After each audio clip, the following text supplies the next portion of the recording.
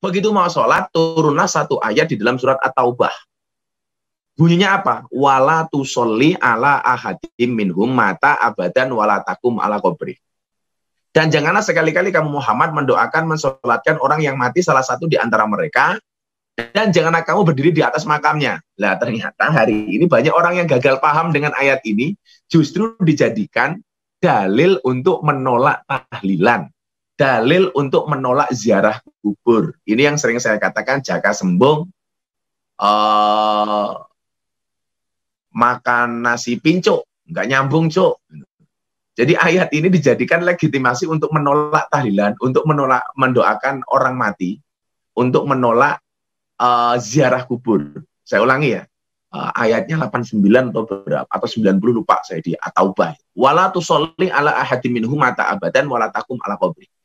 Ayat ini asbabun nuzulnya itu adalah ketika Nabi Muhammad memensolatkan jenazah Abdullah bin Ubay. Sesaat sebelum Kanjeng Nabi sholat, ayat ini turun. Jadi bukan ayat untuk menolak tahlilan. Assalamualaikum warahmatullahi wabarakatuh. Hamdan wa syukranillah, salatu wassalamu ala rasulillah. Sayyidina Maulana Muhammad ibni Abdillah wa la hawla wa la quwata illa billah, amma ba'd.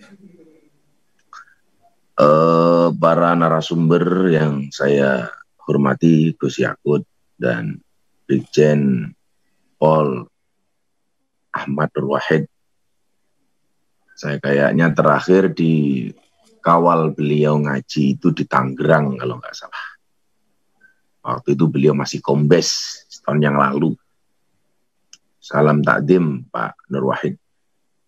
Beliau masuk BNPT setelah saya memberikan kajian deradikalisasi di ulang tahun BNPT bersama Pak Boy Rafli. Baru beliau kemudian masuk. Seluruh peserta webinar dari Ikatan Pelajar Putri Nahdlatul Ulama yang saya banggakan. Saya mohon maaf, loadingnya agak lama karena baru bangun, saya baru nyampe dari Malang. Berbicara mengenai harmoni, saya teringat satu peristiwa di zaman Nabi Musa alaihissalam. Saat itu umatnya Nabi Musa alaihissalam tertimpa kemarau panjang. Sampai gara-gara kemarau itu kematian tinggi, angka kematian tinggi. Saat itulah kemudian Nabi Musa alaihissalam mengajak umatnya untuk sama-sama melaksanakan sholat istisqa, sholat minta hujan. Nah, setelah beberapa kali melaksanakan sholat istisqa, ternyata hujan tidak turun. Maka kemudian Nabi Musa memberanikan diri untuk matur kepada Allah. Gusti, ini kami beserta umat sudah melaksanakan sholat istisqa. Kenapa engkau belum menurunkan air hujan? Kenapa engkau belum berkenan memberikan air kepada kami? Allah menjawab kepada Nabi Musa, wahai Musa, aku tidak akan menurunkan air hujan kepada kalian. Aku tidak akan menurunkan air kepada umatmu. Kenapa? Karena ada beberapa di antara umatmu yang hidupnya tidak mau rukun, yang hidupnya saling membenci, yang hidupnya saling mencaci maki, saling hasut antara satu dan yang lainnya. Kemudian Nabi Musa tanya, siapa Tuhan? Umatku yang tidak mau rukun, yang tidak mau akur. Allah menjawab, ya nggak mungkin Musa aku kasih tahu kamu. Masa Gusti Allah kok ngerasani. Akhirnya Nabi Musa atas peristiwa ini mengumpulkan umatnya supaya umatnya bersatu, umatnya rukun, Umatnya saling hormat, menghormati, saling toleransi antara satu dan yang lainnya. Dan setelah itu, umat akur, umat rukun, Allah betul-betul berkenan menurunkan air hujannya. Nah, pelajarannya apa? Ternyata rahmat Tuhan, rahmat Allah itu akan turun ke satu negeri di mana umat di dalam negeri tersebut rukun, akur. Allah akan menurunkan kasih sayangnya selama umatnya ini mampu memiliki rasa cinta dan kasih sayang. Disitulah saya teringat dengan sabda Rasulullah Muhammad SAW, la tadkhulunal jannata hatta tu'minu. Sekali-kali kamu tidak akan masuk surga sehingga kamu beriman. Wala tu'minuna hatta tahabbu. Dan sekali-kali kamu belum dikatakan beriman sehingga mempunyai rasa cinta dan kasih sayang. Coba sahabati teman-teman pelajar Nahdlatul Ulama Putri ini, Anda pahami. Passwordnya untuk mendapatkan surga itu adalah beriman, dan syarat dari beriman itu adalah mempunyai rasa cinta dan kasih sayang. Lah, cinta dan kasih sayang dalam arti rukun inilah yang kemudian di Indonesia itu hari ini mahal. Hal yang paling mahal di Indonesia hari ini adalah kerukunan. Kerukunan. Kita bisa lihat kondisi dan peristiwa hari ini. Bagaimana kemudian rukun ini menjadi satu hal yang sangat langka. Dan lebih celakanya lagi apa? Ternyata orang yang tidak rukun itu sama-sama menggunakan dalil agama untuk menyerang antara satu dan yang lainnya.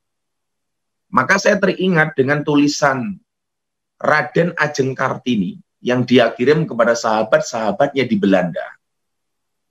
Yang Raden Ajeng Kartini mengatakan apa? Berapa banyak hari ini orang berbuat dosa mengatasnamakan agama. Orang berbuat dosa mengatasnamakan agama. Maka saya termasuk orang yang begitu rajin untuk mengkampanyekan kerukunan di tengah-tengah perbedaan yang ada. Termasuk melalui acara saya di iNews TV ngobrol bareng Gus Miftah setiap hari Jumat. Karena saya melihat kondisi bangsa hari ini, kalau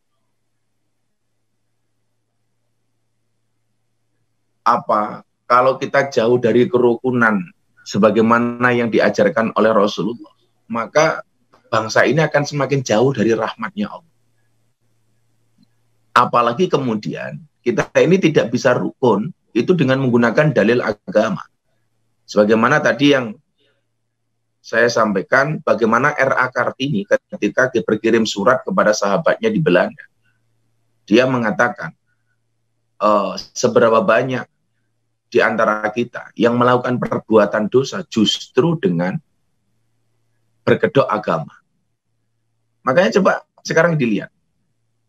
Saya pernah ditanya, kenapa sih ormas-ormas yang agak keras itu sekarang justru peminatnya agak tinggi. Peminatnya banyak. Ya, bagaimana kemudian pola seperti itu menarik di kalangan orang-orang yang memang suka dengan kekerasan, apalagi kemudian dibungkus dengan agama. Dengan agama. Padahal kalau kita melihat sikap beragama Rasulullah Muhammad SAW yang mengajarkan sikap tasamuh yang hari ini diadopsi oleh Nahdlatul Ulama sebagai salah satu cara beragamanya. Kita coba lihat bagaimana Rasulullah itu menjaga kerukunan. Ketika Nabi Muhammad SAW hijrah dari Mekah ke Madinah, kan mendapatkan penolakan dari tokoh-tokoh di kota Madinah. Salah satunya adalah tokoh besar saat itu di kota Madinah, namanya Abdullah bin Ubay. Abdullah bin Ubay ini sangat tersinggung atas kehadiran Rasulullah, karena warga Madinah itu berpindah ke lain hati. Yang dahulunya mengidolakan Abdullah bin Ubay, ketika kedatangan Nabi Muhammad, mereka berpindah mengidolakan Nabi Muhammad Shallallahu Alaihi Wasallam. Ini coba teman-teman yang biasa bergaul di organisasi atau merasa orang lama. Jadi orang lama tersinggung dengan kedatangan orang baru. Itu ternyata sudah ada sejak zaman Nabi Muhammad hijrah ke Madinah. Tersinggung. Jadi kan biasanya kita juga begitu. Kalau ada orang baru, itu malah dianggap pesaing. Saya jadi ingat dulu ketika saya pertama kali ditimbali untuk masuk ke kamarnya guru kita semuanya, Maulana Habib Lutfi. Saat itu saya dipanggil untuk masuk ke dalam kamar beberapa tahun yang lalu. Pertama kali saya masuk kamar beliau. Beliau waktu itu dawuh begini sama saya. Saya masih ingat betul. Saya pijati kaki beliau, kemudian beliau mengatakan begini. Nah, kamu jangan kaget. Kadang-kadang hasutnya kiai, di antara kiai, itu jauh lebih besar daripada hasutnya para santri. Saya waktu itu mikir, kenapa sih, apa sih maknanya? Dan ternyata ya, memang kondisinya seperti itu. Apalagi hari ini ya. Akhirnya, Nabi Muhammad datang ke kota Madinah, dan Abdullah bin Ubay ini merasa tersaingi. Marah dia. Kemudian dia memprovokasi penduduk Madinah untuk sama-sama membenci Kanjeng Nabi Muhammad Shallallahu Alaihi Wasallam. Saya itu sebenarnya mengatakan begini, orang hasud itu menurut saya boleh. Yang tidak boleh itu adalah hasidin idza hasad. Jadi orang hasud yang memprovokasi orang lain untuk melakukan hal yang sama. Ini nggak boleh.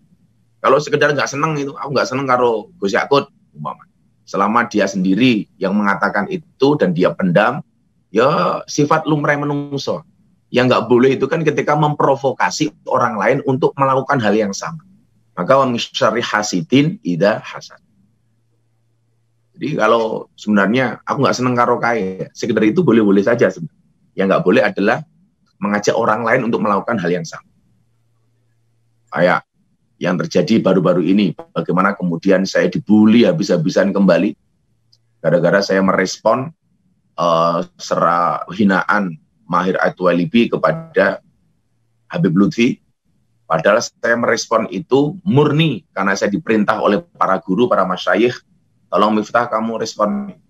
Ternyata dari sekian orang yang merespon dia, yang paling viral adalah respon saya, dan setelah itu saya dihajar habis-habisan dengan menggunakan potongan-potongan video yang kemudian dia posting, yang kemudian diviralkan oleh Mak Lambe Turah, dan lain sebagainya. Ya, tapi nggak akan saya jawab, nggak akan saya respon. Karena ya barangkali beliaunya cari panggung. Diajar, apakah benar Gus Miftah pencinta londe, dan lain sebagainya. Saya ditanya banyak orang, kenapa nggak direspon? Saya merespon dia karena kami mendapatkan perintah untuk merespon gara-gara dia menghina Habib Lutfi. Ya kalau yang difitnah saya, yang diserang saya, ya udah gak apa-apa. Gak apa-apa. Dulu ketika Gus Dur diserang, ya saya respon. Ketika Kiai Ma'ruf diserang, saya respon. Ketika Habib Lutfi diserang, ya saya respon. Tapi kalau yang diserang pribadi saya nggak akan respon. Nggak ada pentingnya. Saya selalu mengatakan, ya, kalau ada orang membicarakan kejelekanmu, tersenyumlah. Kalau ada orang membicarakan kekuranganmu, tersenyumlah. Kenapa? Karena kekuranganmu saja diperhatikan, apalagi kelebihan. Ini Nabi Muhammad diserang habis. Tapi saya juga tidak sepakat ya, kalau kawan-kawan ini, pelajar putri Nahdlatul Ulama ini, kalau diserang orang mengatakan begini, ini perumpamaan yang menurut saya itu agak ngawur. Jadi kalau Anda kemudian dibenci sama orang, Anda mengatakan begini, ra masalah aku dibenci karo wong. Nggak masalah saya dibenci sama orang. Nabi Muhammad saja yang Nabi dibenci. Yo. Itu tamsilnya itu, perumpamaannya itu terlalu tinggi. Wong, awakmu dibenci sama orang kok percontohannya Nabi Muhammad. Itu kan Irasional, nggak masuk akal. Ya kalau kamu dibenci sama orang itu ya beda dengan orang benci kepada Nabi Muhammad. Kalau Nabi Muhammad itu dibenci sama orang, itu jelas Nabi Muhammad itu benar, musuhnya itu salah. Itu jelas posisinya. Musuhnya pasti salah, Nabi Muhammad pasti benar. Tapi kalau kita ini yang dibenci sama orang, itu kan dua kemungkinan. Bisa jadi kita yang benar, musuh kita yang salah, atau sebaliknya musuh kita benar, kita yang salah. Makanya kalau cari perumpamaan jangan terlalu tinggi. Fitnah-fitnahnya Abdullah bin Ubay ini semakin kencang tiap hari. Sampai Abdullah bin Ubay ini mengatakan kepada warga Madinah dengan mengatakan apa? Samin kalbak yakulka. Gemukkanlah anjingmu, maka anjingmu akan memakanmu. Coba. Nabi Muhammad itu pernah dibilang anjing sama Abdullah bin Ubay. Dan beliau nggak marah. Nggak marah.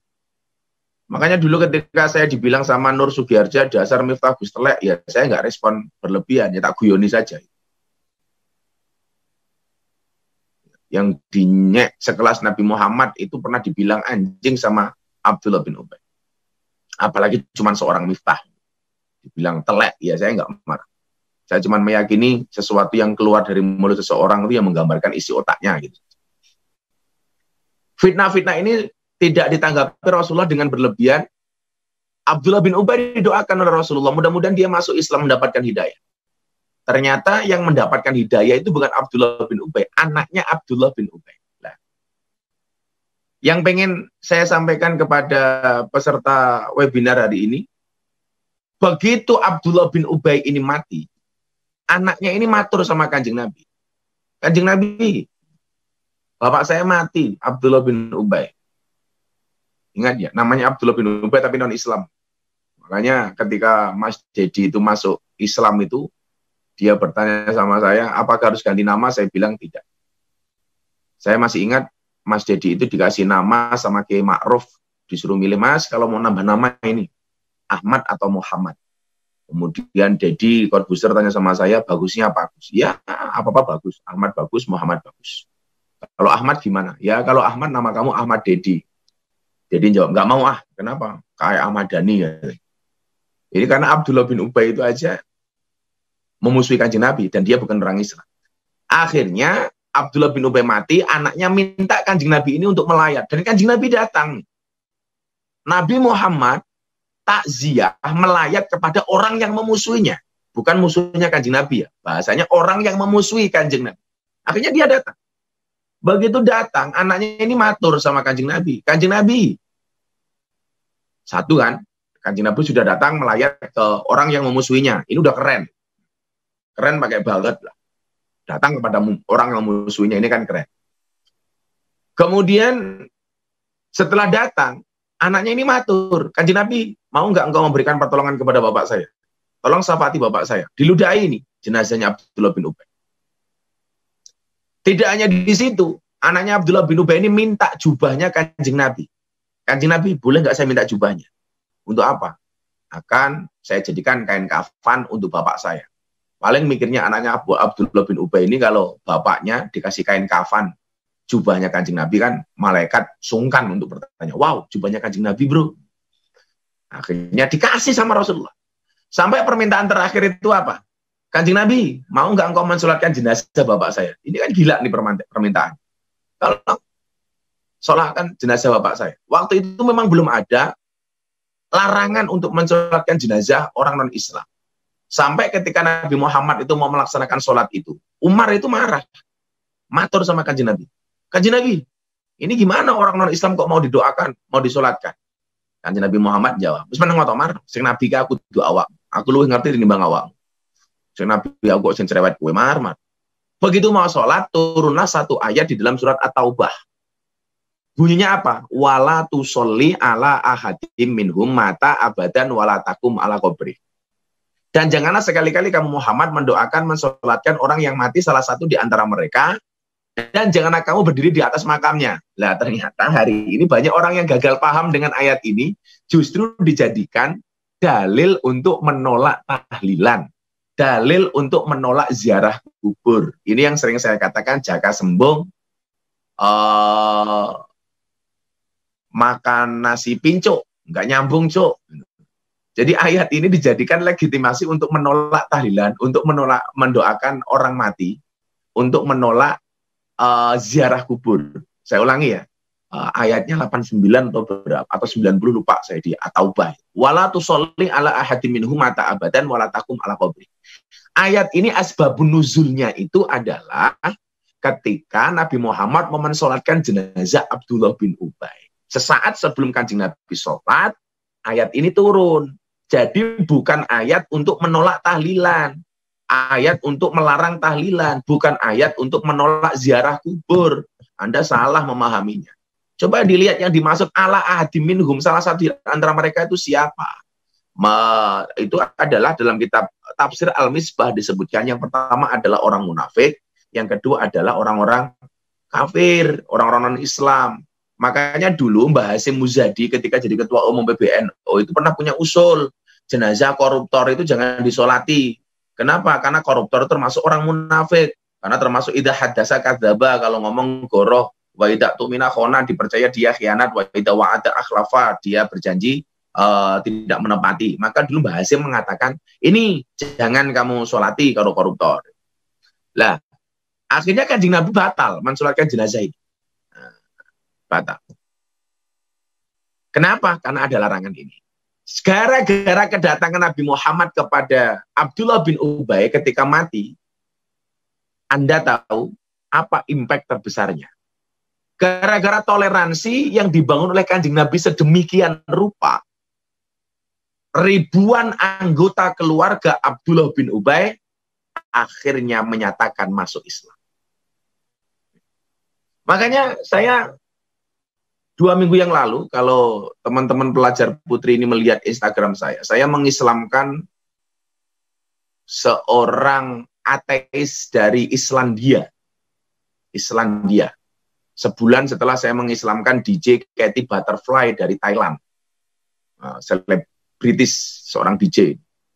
Nah, menariknya dari yang Islandia ini apa? Ketika ketemu saya di studio iNews waktu itu, dia tanya sama saya, Anda siapa? Saya bilang Ustadz, dia nggak tahu. Saya bilang kiai, dia nggak tahu. Pendakwah, dia nggak tahu. Akhirnya tahu dia adalah guru agama. Oh yes, guru agama. Terus saya tanya, what is your religion? Dia bilang, I am before I am Christian and now atheist. Ketika saya tanya, why, kenapa Anda menjadi seorang ateis? Dia bilang, God is nothing. Tuhan itu tidak ada. Religion is fiction. Agama itu hanya sekedar fiksi. Yang nyata itu hanya ilmu pengetahuan, science, dia bilang. Kemudian dia tanya, kenapa Anda menjadi seorang yang beragama? Dalam hal ini Islam, dia bilang. Saya terangkan keindahan-keindahan Islam. Salah satunya adalah dia ternyata mengamati bagaimana kemudian saya berdakwah di klub malam dan lain sebagainya. Ternyata menurut dia ini menarik. 10 menit dia masuk, 10 menit dia kenal dengan saya. Langsung dia bilang sama saya, sure, I want to be a muslimah. Saya pengen menjadi seorang muslimah. Tolong tuntun saya untuk membaca 2 kalimat syahadat. Nah, pola beragama yang seperti inilah yang sekarang ini jarang dilakukan. Yang ada itu adalah banyaknya ormas yang menampakkan Islam ini dengan jalan kekerasan. Mengabaikan apa dan pola apa, bagaimana Rasulullah itu berdakwah. Maka barangkali ini ya, sebelum saya akhiri kajian saya pagi ini, Deddy Corbuzier itu ketika mau masuk Islam melalui saya tolak. Saya minta dia cari ustadz yang lain. Waktu itu saya persilahkan dia untuk syahadat di Jakarta saja, nggak usah di Jogja. Termasuk waktu itu, saya pengen dia bersyahadat di Istiqlal, gimana lah. Sudah, kamu cari ustadz yang lain saja, saya sibuk. Dia bilang, kalau saya harus masuk Islam, ini saya harus melalui you. Saya tanya, why? Kenapa bro? Karena you pernah ngomong sama I. Besok kalau saya masuk Islam, wajah Islam saya ini seperti apa? Itu tergantung pintu masuknya. Saya udah lupa ngomong itu, dan dia ternyata ngomong. Maksudnya apa? Kan dulu Gus Miftah pernah bilang sama saya, kalau saya masuk Islam, pintu masuknya ini keras, makanya Islamnya akan penuh dengan kekerasan. Kalau pintu masuk saya Islam itu pintu yang suka marah, Islam saya akan penuh dengan kemarahan. Kalau pintu masuknya ini lebay, Islamnya lebay.